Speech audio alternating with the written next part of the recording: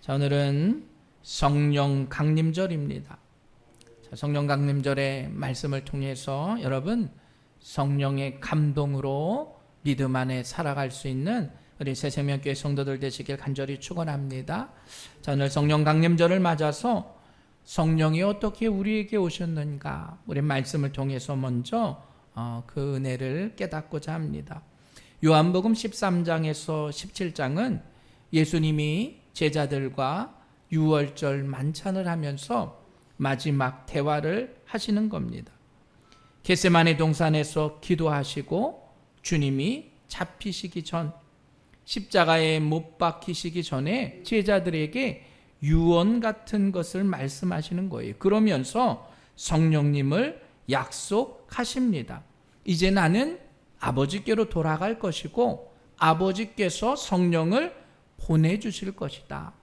그리고 50일 이후에 그 일이 일어납니다. 오순절에 성령의 역사가 임하는 거예요. 마가의 다락방에 모였던 120명의 제자들에게 성령이 내려오세요.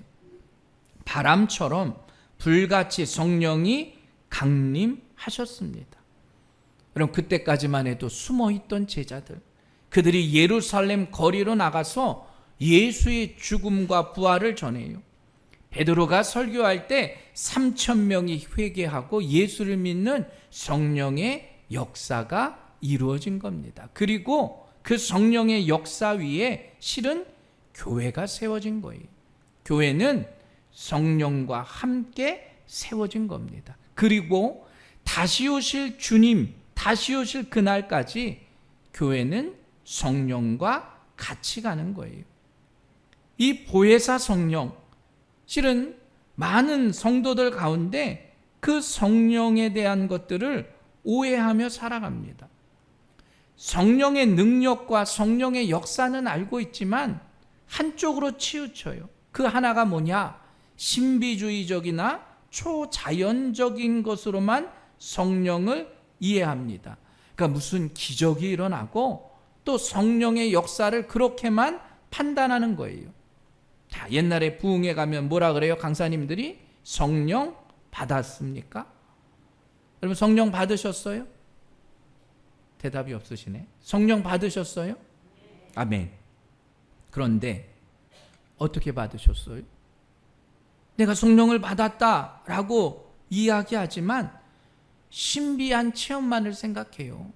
어떤 불의 체험을 받았느냐고만 생각한다는 거예요. 우리가 바울처럼 갑자기 눈이 안 보인 적 있으세요? 죽었다가 살아난 경험 해보셨어요? 그런데 무슨 성령을 받았습니까? 그렇게 얘기했다는 거예요. 성령의 역사를 무슨 기적 같은 일로만 생각합니다. 또 하나는 뭐냐? 성령에 대해서 너무나 무관심한 거예요. 내가 그냥 주일날 나와서 예배드리고 봉사하고 헌신하면 됐지. 성령은 나랑 상관없는 것처럼 살아간다라는 거예요. 그냥 교리적으로 성령이 일하심은 알고 있지만 우리의 성령은 너무 과하거나 아니면 너무 모르거나입니다. 여러분 성령은 초자연적으로 역사하세요. 그러나 초자연적으로만 기적으로만 일하고 계시지 않다는 겁니다. 실은 우리의 일상 가운데 우리가 숨쉬며 살아가는 하루하루의 삶 가운데 성령이 임한다는 사실을 여러분 모두가 기억하시길 바랍니다. 그래서 요한복음 14장에 보면 이렇게 말씀해요. 보혜사 곧 아버지께서 내 이름으로 보내실 성령을 보혜사라, 보호하고 은혜로운 스승이라는 뜻이에요. 헬라어로는 파라클레토스, 도와주는 자, 변호해 주는 자, 중재하는 자. 영어 성경에서는 카운슬러, 컴포터, 헬퍼라는 단어를 쓰고 있어요.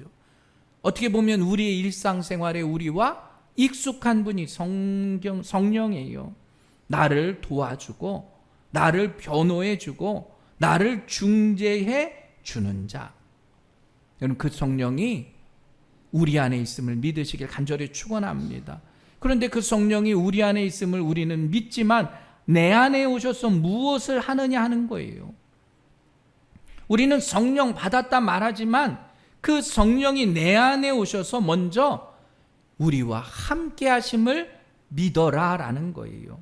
그냥 우리와 함께 하시는 게 아니라 영원히 우리 안에 함께 하시는 겁니다. 아까 읽었듯이 요한복음 14장 16절에 내가 아버지께 구하겠으니 그가 또 다른 보혜사를 너희에게 주사 영원토록 너희와 함께 있게 하리니, 예수님이 아버지께 뭘 구하셨다고요? 성령을 보내달라 구하셨어요. 아버지께 다른 보혜사를 너희에게 보내주실 것이다. 다른 보혜사라고 이야기하면 여러분 먼저 보혜사가 있었다는 거예요. 그 먼저 보혜사는 누구냐? 예수님이세요. 예수님은 성령님을 제자들에게 보내달라 구하셨어요. 왜 보내달라 구하셨느냐? 예수님은 자신의 사명을 완수하셨기 때문이에요. 십자가에서 달려 돌아가시고 부활하시고 우리의 죄값을 해결하셔서 예수님은 자신의 일을 마치셨어요. 그리고 자신의 그 일을 마치신 이후에 또 다른 성령을 보혜사를 보내달라 하셨습니다. 이제 예수님은 일을 마치시고 성령님이 일하실 차례예요. 그런데 그 성령이 가장 먼저 하는 것이 무엇이냐? 예수를 믿는 자에게 오시겠다는 거예요. 마치 택배를 배달하듯 예수를 믿는 사람은 성령을 보내주시겠다는 거예요. 여러분, 쿠팡처럼 새벽 배송처럼 내가 예수를 믿으면 새벽 배송보다 빨리 보내주시겠다는 거예요. 그 성령이 내 안에 들어오는 것, 그걸 우리는 성령의 인치심이라 말해요. 마치 노예가 낙인을 찍은 것처럼 옛날에 주인이 노예의 몸에 낙인을 찍었어요. 뭐라고 찍었느냐? 아, 너는 김씨 노예다. 너는 내 것이다. 성령의 인치심이 바로 그겁니다. 이게 바로 성경적인 성령론이에요. 내가 예수를 믿음을 통해서 구원을 받고 성령이 내 안에 오시는 것, 내가 예수를 고백하는 그 은혜. 여러분, 근데 그 성령이 어떻게 해요? 우리와 영원토록 함께 하시겠다 약속하심을 믿으시길 간절히 축원합니다. 여러분, 그럼 여러분은 어떤 분이에요? 성령을 받은 분이에요. 적어도 이 자리에 나와서 예배를 드리는 우리는 내가 예수 그리스도를 고백하고 예수 그리스도 안에 살아간다고 하는 건 성령이 내 안에 있고 나와 영원히 있고 같이 사는 것, 그게 바로 영원한 생명을 향해서 나아가는 길임을 여러분 모두가 기억하시길 바랍니다. 성령은 영원토록 너희와 함께 있게 하겠다 약속하셨어요. 승민아, 이제 결혼한대요. 내년에 결혼하는데 만나서 헤어지기 싫잖아. 그죠? 왜 결혼을 하느냐? 같이 살려고 하는 거예요. 그죠? 있으면 좋으니까. 헤어지면 못 참아요. 둘이 같이 살고 있는 것, 그게 바로 결혼이에요. 믿음은 뭐냐? 성령이 내 안에 계심을 내가 믿고 우리 안에 들어오시는 성령과 함께 사는 게, 그게 바로 성령이에요. 성령의 은혜예요. 여러분, 그 은혜를 믿으시길 바랍니다. 그런데 예수님이 약속하셨어요. 내가 너희와 영원히 함께 하겠다. 이 약속을 예수님 이후에 성령이 바톤 터치를 한 거예요. 예수님은 십자가의 사명을 다 감당하시고 그걸 성령에게 넘겨준 거예요. 여러분, 하나님이 우리와 함께 하심을 믿으시길 간절히 축원합니다. 그게 뭡니까? 임마누엘이에요. 실은 하나님의 창조의 역사는 바로 그겁니다. 하나님은 늘 우리와 함께 하길 원하셨어요. 아담에게, 하와에게 에덴을 만들어 주시고, 야, 너 나와 함께 있자. 그런데 아담과 하와가 어떻게 그걸 거부한 거예요. 나 하나님과 함께 있고 싶지 않습니다. 하나님을 떠난 겁니다. 그게 바로 타락이고 그게 바로 죄예요. 그러면 버리셔야 되잖아요. 아이, 나를 떠난 사람들 미워, 할 수 없어. 그럼에도 불구하고 하나님은 인간을 사랑하심을 포기하지 않으세요. 그래서 아브라함을 택하시고요, 이스라엘 민족들을 출애굽에서 구원하시고요, 광야에서 그들을 통해서 인도하십니다. 그리고 거룩한 천막을 짓게 하세요. 그게 바로 성막입니다. 그러면서 뭐라고 약속하십니까? 내가 너희와 함께 하리라. 광야에서뿐만 아니라 다윗과 솔로몬을 통해서 성전이 지어져요. 그 성전의 말씀을 통해서 예수님이 선포하시는 거예요. 그 성전이 바로 나라는 것. 여러분, 임마누엘의 그 하나님, 그 하나님이 오늘도 우리와 함께 하심을 믿는 겁니다. 그리고 예수님은 십자가에서 죽으시고 부활하세요. 우리와 하나님과의 그 화해의 길을 다시 마련하신 거예요. 그리고 성령이 우리에게 오셔서 영원히 우리와 함께 하길 약속하셨음을 여러분 모두가 깨달으시길 간절히 축원합니다. 여러분, 그게 바로 성령의 세례를 받은 거예요.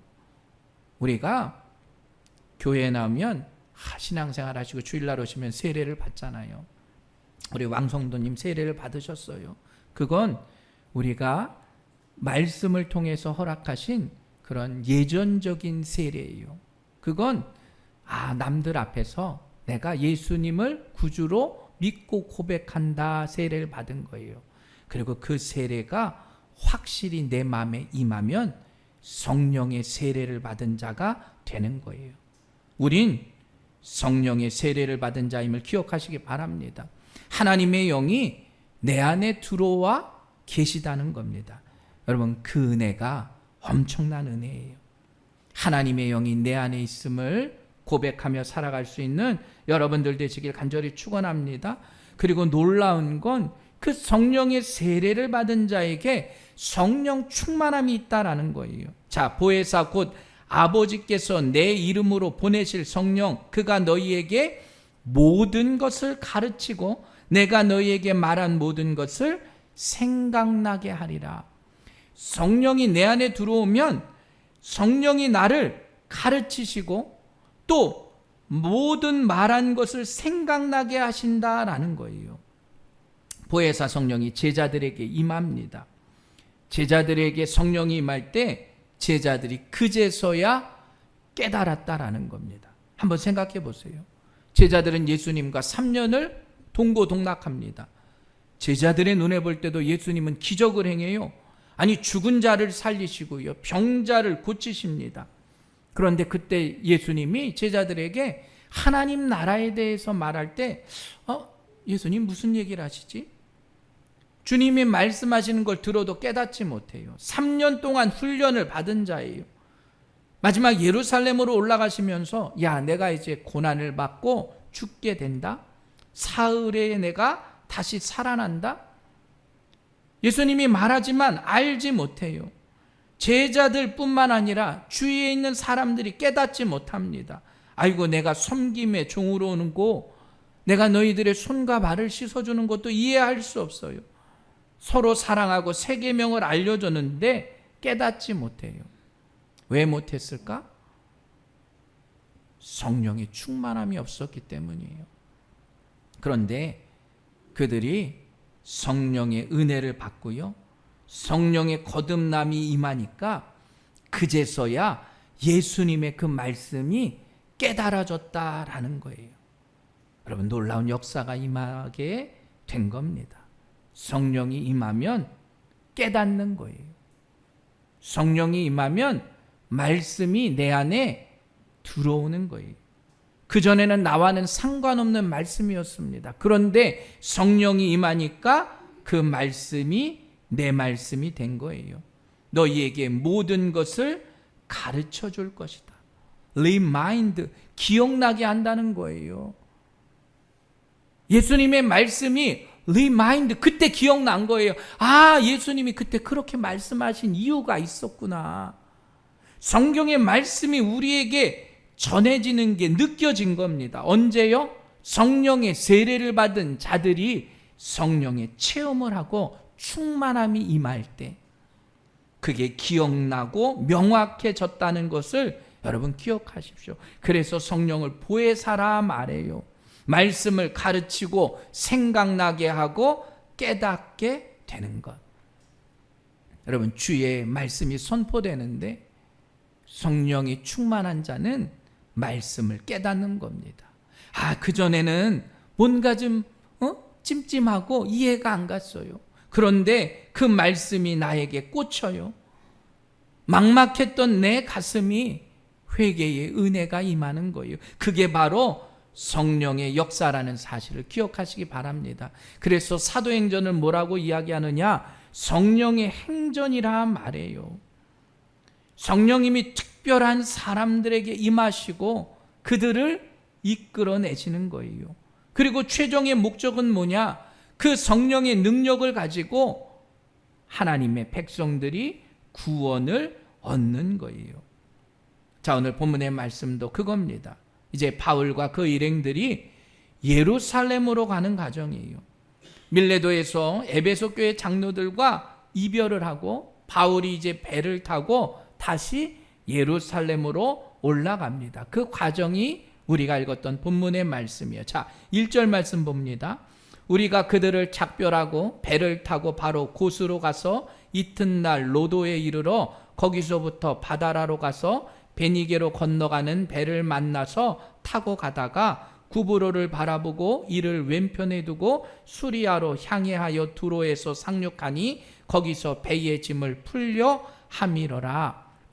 여기에 나오는 대부분의 지명은 지중해의 섬들입니다. 그리고 그 연안에 있는 도시들이에요.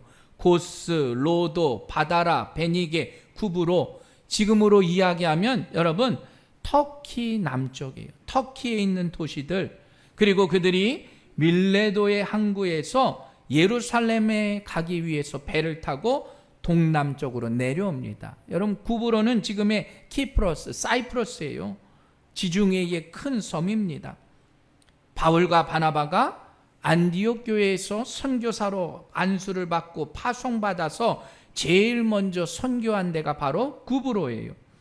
그리고 구브로에는 배가 입항한 것이 아니라 구브로를 왼쪽에 두고 지나갔다. 그리고 두로라는 곳에 도착합니다. 두로의 항구의 도시에 내렸습니다. 이제 거기서부터는 예루살렘까지 한 20여 킬로를 육로로 가야 합니다.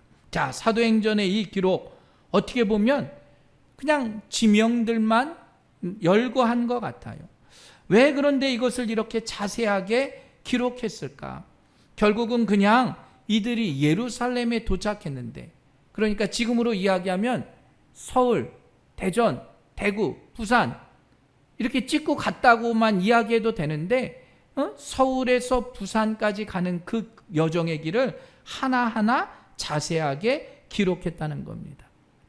여러분, 어떤 분들은 성경은 그냥 무슨 역사와는 동떨어진 말씀이라고 생각해요.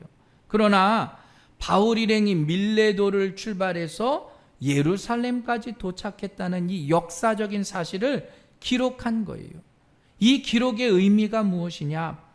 이건 소설이나 허구가 아니라 실제로 일어났던 역사적인 사건이라는 겁니다.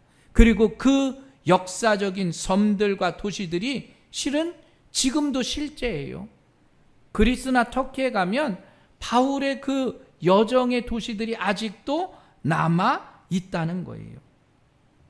하나님의 역사는 실은 우리의 하루하루의 삶을 통해서 실제적으로 임하고 이끌어 내신다라는 거예요. 여러분, 성령의 역사가 기적적인 방법으로만 임하지 않음을 믿으시길 바랍니다. 성령의 역사는 보편적인 방법으로도 우리와 함께해요. 사도 바울이 그냥 밀레도에서 예루살렘까지 가는 그 과정, 아무것도 아닌 과정 같지만 성령은 그 길 위에도 함께 하셨다라는 거예요. 특별한 방법으로만 가게 하지 않으시고 보통 사람이 가는 그 길, 그 통로로 가게 하는 성령의 역사. 여러분, 그 성령의 역사를 여러분 모두가 깨달으시길 간절히 축원합니다. 그게 바로 보편적인 성령의 은혜예요. 오늘날 우리의 삶도 그렇습니다. 우리의 삶이 복이 있는 이유는 바로 그겁니다. 성령의 은혜가 내 안에 임하고 살아가는 자, 성령과 동행하며 마지막까지 우리와 함께 하시겠다는 성령의 그 약속을 믿으며 살아가는 우리 성도들 되시길 주님의 이름으로 간절히 축원합니다. 여러분, 그 성령의 역사를 꼭 기적으로만 믿지 마시라는 거예요. 그러면 내가 죽을 병에 걸렸다 살아야 되잖아요. 죽을 병에 걸렸다 산 사람이 믿는 게 믿음인 것 같아요? 죽을 병에 걸리지 않았음에도 믿는 게 믿음인 것 같습니다. 우리 집이 왕창 망했다고 회복해서 성령을 믿는 것보다 나에게 주신 지금의 은혜를 가지고 감사하는 게 더 기적 같은 일이라는 거예요. 특별한 일에만 성령은 역사하지 않으신다는 거예요. 우리의 눈에 보이지 않거나 특별히 느낄 수 없지만 보편적인 삶의 역사를 통해서 우리와 함께하는 게 성령의 은혜임을 여러분 모두가 기억하시길 간절히 축원합니다. 성령의 역사는 내 삶 가운데 함께하는 거예요. 우리의 삶에 최선을 다하고 우리가 믿음을 잃지 않고 내가 천국의 소망을 가지고 늘 성령과 동행할 때 성령의 뜻을 따라 여러분 모두가 승리의 길로 나아가시길 간절히 축원합니다. 거기엔 내 욕심과 내 생각이 아니에요. 성령의 인도하심으로 살아가는 겁니다. 자, 4절 말씀 한번 봅니다. 4절 말씀.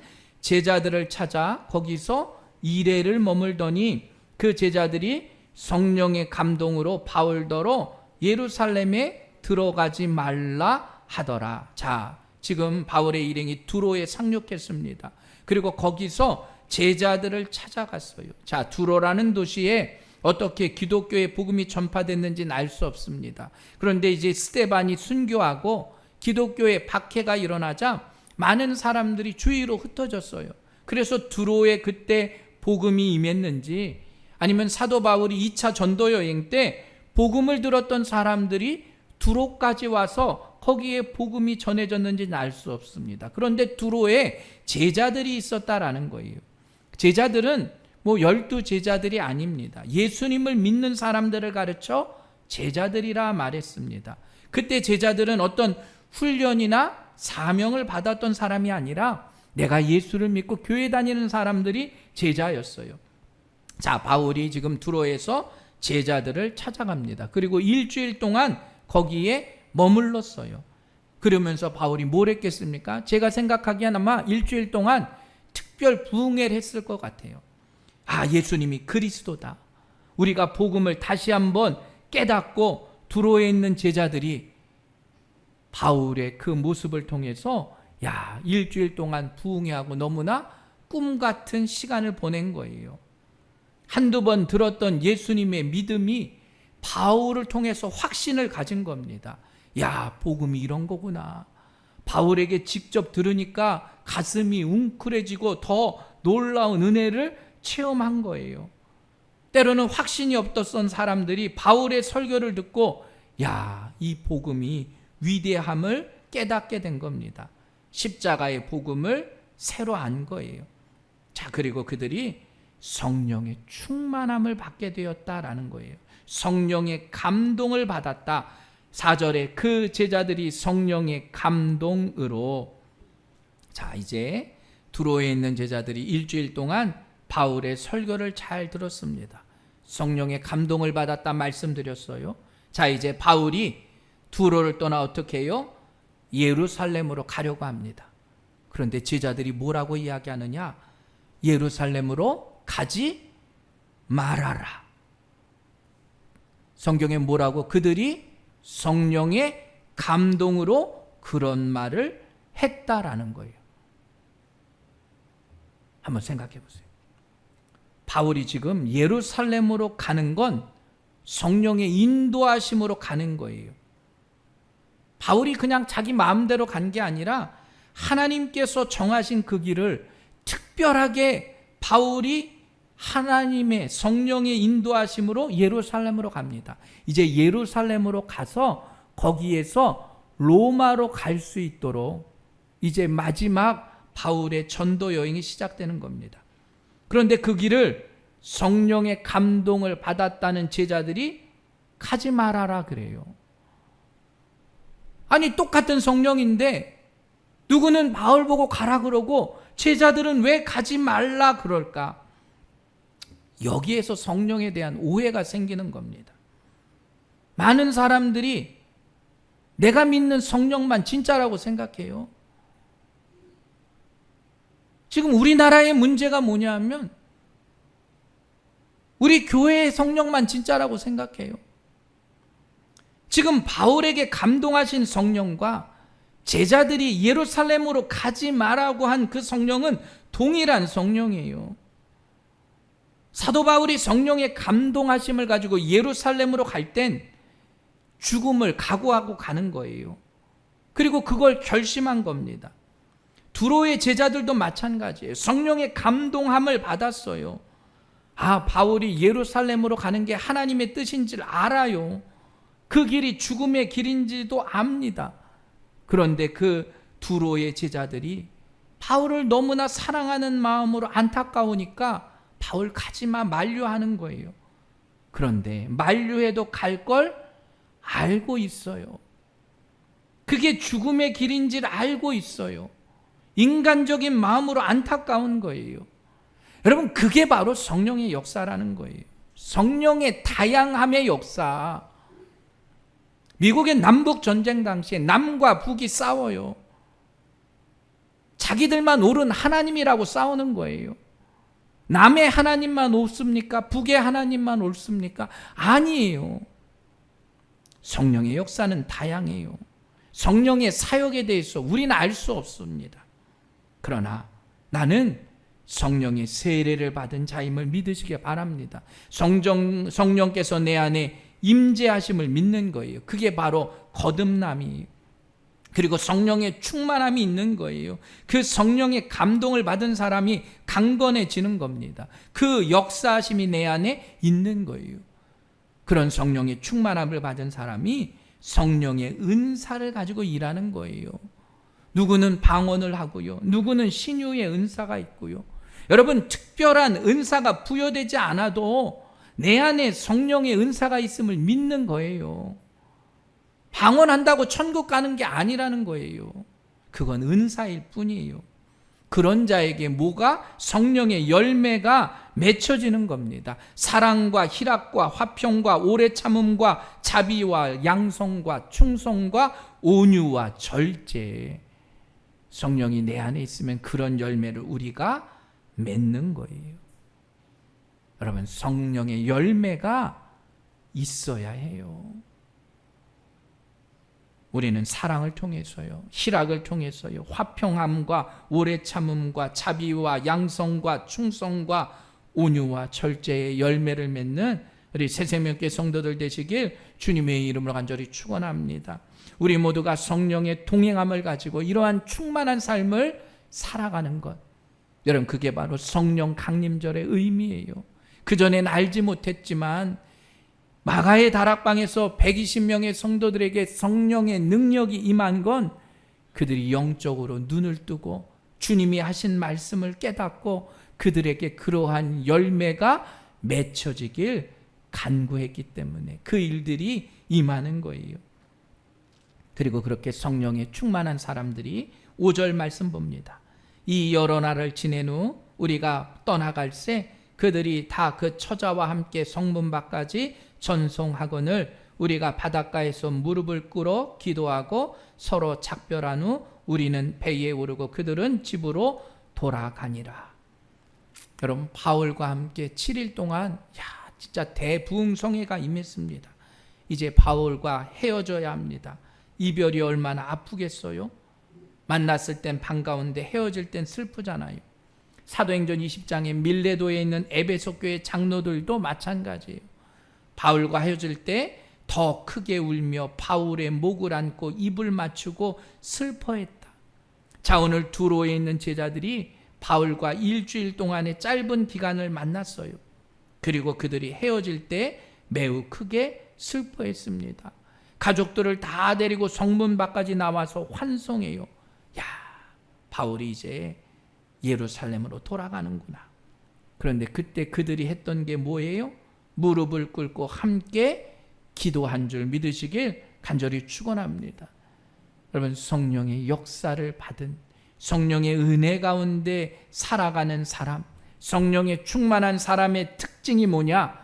기도하는 자임을 깨달으시길 간절히 바랍니다. 여러분, 모든 일을 기도로 시작하고 기도로 끝난 거예요. 그래야 성령의 은혜를 알 수 있는 거예요. 성령께서 그들에게 지혜를 주시고 깨닫게 하시고 힘과 능력을 주시는 것, 우리가 그래서 충성할 수 있고 선한 열매를 맺을 수 있게 되는 겁니다. 여러분, 오늘 성령 강림절, 성령이 여러분 안에 들어오심을 믿으시길 간절히 바랍니다. 성령의 인치심을 받았다고 하는 것, 성령이 너는 내 것이라, 내 안에 함께 사시려고 우리에게 오신 거예요. 우리는 그 말씀을 깨닫고 열매를 맺는 자들입니다. 여러분, 신비한 체험만 생각하지 마세요. 체험을 받은 건 그 나름대로 감사한 거예요. 나에게 그런 은혜를 허락하셨구나. 그런데 그러한 체험이 아니어도 성령이 내 안에 계심을 믿는 거예요. 내 안에 계심을 믿고 나에게 위로가 되시고 평강을 주시는 그 성령의 은혜를 여러분과 함께 체험하시길 간절히 축원합니다. 그리고 그 안에 순종하는 자는 반드시 열매가 맺혀지는 거예요. 성령의 그 열매를 보고 세상 사람들이 우리를 그리스도인이라 인정해 주는 거예요. 성령이 내 안에 있다 이야기하고 성령이 나와 함께 한다 하는데, 여러분, 열매가 없는데 그들이 어떻게 믿겠어요? 그리스도인의 사랑이 바로 그거예요. 그리스도인의 희생이 바로 그겁니다. 그리스도인의 헌신이 그거예요. 이 나라와 이 민족에 필요한 건 성령의 능력을 가진 그리스도인들이 우리의 생각이 아닌 성령의 뜻에 따라 함께 나아가는 거예요. 문제는 성령의 역사가 없는데요, 성령의 역사인 것처럼 일하는 게 문제예요. 성령의 역사가 교회에 없는데 교회 행세만 하고 교회인 것처럼 말하는 게 문제예요.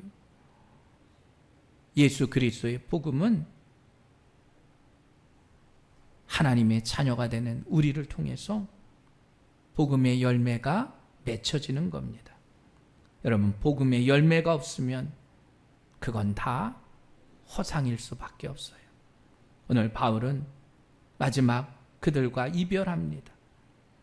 그 위대한 복음의 사역을 감당하기 위해, 그리고 그 열매를 맺혀지길 위해 성령의 감동이 바울뿐만 아니라 그와 함께 했던 제자들, 또 그가 복음을 전했던 수많은 곳에 그 성령의 역사가 임했다는 사실을 여러분 모두가 기억하시고 성령 충만한 우리 새세명교회 성도들 되시길 주님의 이름으로 간절히 축원합니다.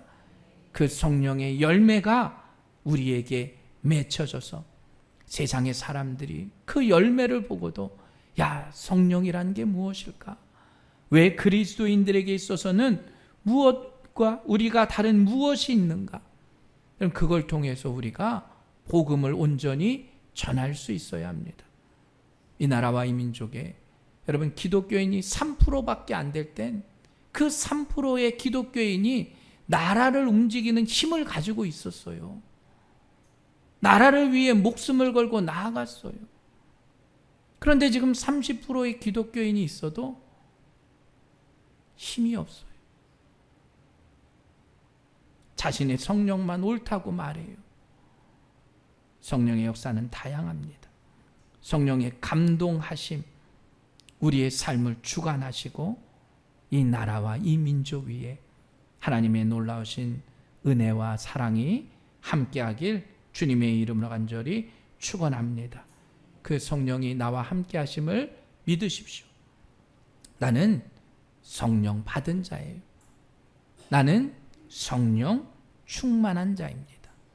나는 그 성령의 열매를 맺는 믿음의 성도임을 여러분 감사하며 고백하시길 간절히 바랍니다.